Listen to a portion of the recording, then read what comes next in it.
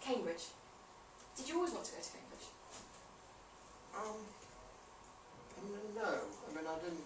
You don't think of it when you're quite young, and then you never think you'd get in. So when I got near to going to it, and my brother had been there, and he obviously had such a good time that I thought, well, I would like to go. And I was very lucky in that the National Service had just finished, so I had to wait 2 years before I went to Cambridge. And I benefited hugely from that, because when you go to university, if you can go later, it's so much better, because a lot of people who go straight to university are still at school, basically, in their minds. But 2 years later, you've suddenly got a bit of independence and you can start to question things. And so I was very lucky to have that today. It also meant that I taught for 15 months, which was actually quite interesting. The fact that I was teaching at the age of 18, 19, and I actually went back to teach to the school that I had been taught at. That's only sort of 5 years. You know, I was teaching boys of 13. And I was terrible at Latin, and I went into this class. This was the second. I taught for a year at one in Hampstead, and this was up in Derbyshire. And we had those folding doors, and so you could have a teacher one side and a teacher on the class the other side. And the headmaster was going on about, he was teaching Latin, I was teaching Latin, and he was going on about this slightly stupid boy who couldn't understand the meaning of Latin gender rhymes. I call mum or core decline, neutral arbor feminine, if I remember it. And he was talking about this boy, this stupid boy, who hadn't any idea of what they were for. And he suddenly realised that stupid boy was teaching Latin in the next book. But it was fun teaching in a way, because I mean, I taught maths, and you suddenly realise the difference between a reasonable person doing maths and a scholarship, because I was teaching the 12, 13-year-olds who were ordinary mathematicians, who were good, and then suddenly I had to take over the scholarship class, and they were just, I just couldn't live with them, you know. The ones I liked were the ones that were the ordinary ones, and I was doing a quadratic equation, don't ask me what it is, at the time I was there, and I suddenly realised this bloody thing wasn't going to come out, and so I suddenly can you spot the deliberate mistake? And they were all bright lads, and they knew perfectly well that I got it wrong. So they immediately were very interested in the subject. And from then onwards they learned much better, because they learned everything so that they could catch me up. It was quite interesting. So I was better at teaching something I wasn't very good at. English and history I was useless. I remember teaching the Tudors, and I'd sort of lighten up the bits, you know. I'd do the basic stuff, and then I'd talk about the legal system, judges being found dead in a ditch and not getting home. And then you get the exam at the end of the year, and the bright ones have picked it all out and sovereignty and all this, but the other ones are just wrote about judges dead in ditches. That's the only thing they've picked up. And, it's an interesting area. My sister said I became the most pompous person in the world, because I was 18, 19, I started smoking a pipe just to try and be a little bit older. But I was teaching with these strange guys, you know, they were quite a lot of people who had fought in the war. There was a major in one of the schools. And then, bizarrely enough, the one up in Derbyshire, there was a guy who taught me, who was a lay preacher, very good teacher, a really nice guy, and of course he taught me maths and things. And then when he became, we were colleagues, so we used to go to the pub together, and there was another guy who was, a youngish guy, who was son of a housemaster of a public school. I only taught for one term, I got on very well with him. The following term, they were both kicked out for abusing boys. And people said that headmaster was spotting us. Well, I was a pupil there, and I was a colleague, and I had no idea, so it's a strange world. But the trouble is, people do send people away to boarding school far too young, and a lot of these are because they're in the army or something and they have to live abroad. But these young boys, that when I taught the first one, the headmaster's wife was the head matron, and she used to take their teddies from them and things like that, and treat them appalling. And of course, you'd find them in tears and you'd put your arm around them and say, don't you worry. Of course, now you'd be rushed off to jail for just even doing that. So, I don't know how I got down this road.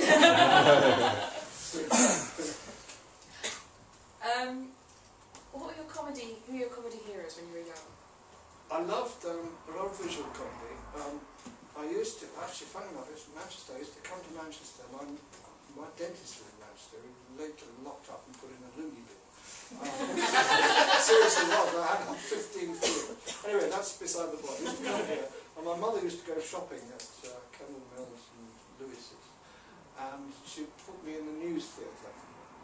So I would watch silent films. This is why love of Buster Keaton came in. Also, Warner Brothers cartoons. Bugs Bunny in particular, absolutely loved them. And I tell the story occasionally. I don't know quite what age I was. I was probably about 11 or 12, 13, something like that. And occasionally men would come and put their hands on my hand. I thought, I'll move away. I didn't really understand, but I wasn't going to tell my mother because I knew if I told her I'd never be able to go to a news theatre again. So it was just easy to move on. There are a lot of silent films there. Marx Brothers. That sort of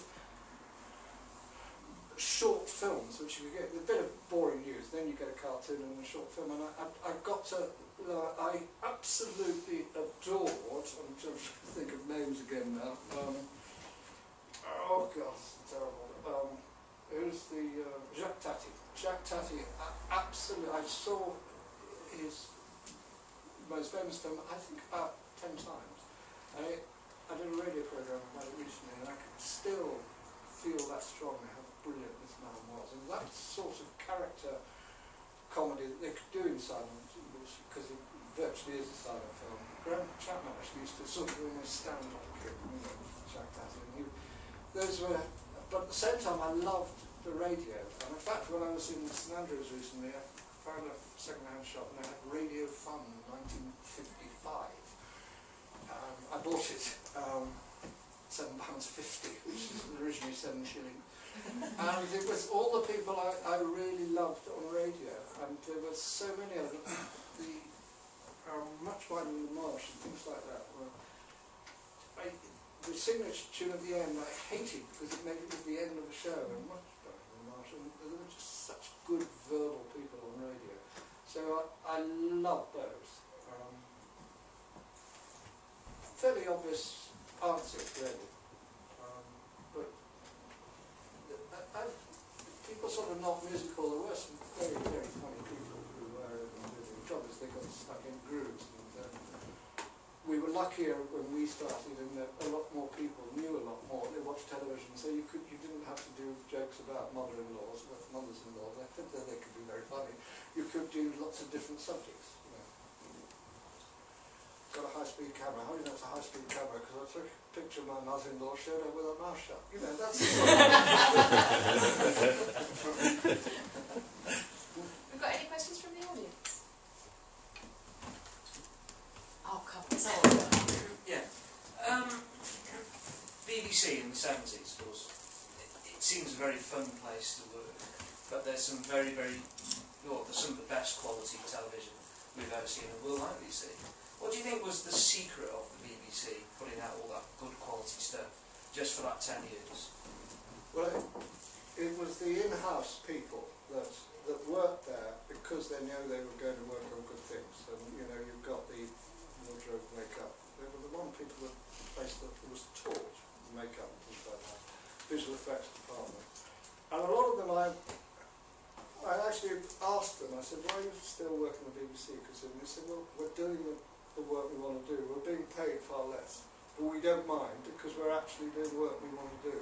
And certainly when we were doing the goodies, there was I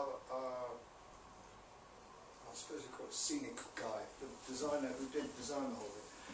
Every series he'd say, I'm sorry, I've had enough, I can't do it anymore because I haven't seen my wife for a week. He'd always be the first to sign up for the next series because he'd had to do total rubbish after that, or 7 hours rubbish. So that's one of the reasons. And also, people took risks. You know, they gave you a chance. Nowadays, it's straight to a focus group. You know, and with comedy, you can't do that because it takes time for people to get to know something slightly different, something new. Michael Mills was the person that commissioned us. I mean, I didn't particularly like the man, but he had the guts to go with it. And to be honest, there were 1 or 2 shows in the first few years that were good, radio goodies and things like that. But some of them weren't. We hadn't really hit our stride. And nowadays, you know, I think after the first series, I'm not sure nowadays we'd be recommissioned. But after a time, the audience knows what you're on about. You don't have to explain it. So that if I, for example, suddenly become an idiot in some way, they know that basically my character is changing, so that you don't have to explain all of that. And I think it's very difficult for comedy shows now, and I think the press are quite tricky on comedy. You know, they're willing to knock them very early on and say, "Oh, this is dull." I think, well, in your opinion it may be, but actually it's good fun. There's not a disagreement about whether you should have an audience or not. I think some shows probably better without an audience if they're sort of documentary type comedy, but others, the timing of the laugh is so important. I always use the example of Dad's Army. If you're going to cut to Captain Mannering, you know he's going to say stupid boy, but you cut to him and you wait for him to say, and then you want to laugh with the audience. So the thing I found with people like the Marx Brothers and Laura and Hardy, if you can see them in a cinema, they're so much better because they're all timed to laugh with people, and you enjoy it so much more. This Bristol silence or slapstick, you see it with lots of other people, and it's so much more fun because you're crying with laughter with other people. And of course the Marx Brothers used to go around and do basically their film on the stage, so they knew where to leave the gaps for the laughs. So actually they seem sort of almost, almost creaky on television. And there was a lot of silent films like that. You needed to laugh with other people, whereas quite often they used to put on oh, here comes Fred. You know, you don't need to be told that. We can see Fred's coming down here. End of lecture. Any other questions? Yes. What was the name of the giant kitten? The real name of the giant kitten? I hate to tell you this, but there was more than one. No kitten was calm. But we, as you possibly know, we did the show and then we tarted it up to go to enter it for prizes abroad. And so we sort of reshot quite a bit. By then that kitten was capped, so we had another twinkle. I think there were only two actually. So twinkle, not tinkle. What was it like working with the animals on the goodies? Very difficult. They were. People always say, "Oh yes, I've got a trained dog." No, they haven't been trained. They just haven't at all. There was one dog that was absolutely brilliant, just deadpan. We used to employ that dog quite a lot, and he'd just look at you, and you'd suddenly feel, have you done your flies up? Feel guilty in some way, but on the whole, they were hopeless. Actually, it's that thing of trained animals. No, we never came across trained animals. But also, they were, to be fair, being asked to do things they wouldn't normally have to do. I'm trained it to sniff out drugs, but not to jump into a basket. Exactly. I'm surprised you didn't use stock footage, when you filmed that dog doing what he should. And if you wanted it again, to use it again from the same episode. Yes, right. Yes, that's probably the trouble is the setting is different, if it's in the office or it's in a field. Yes, if you can do that, it'd be great.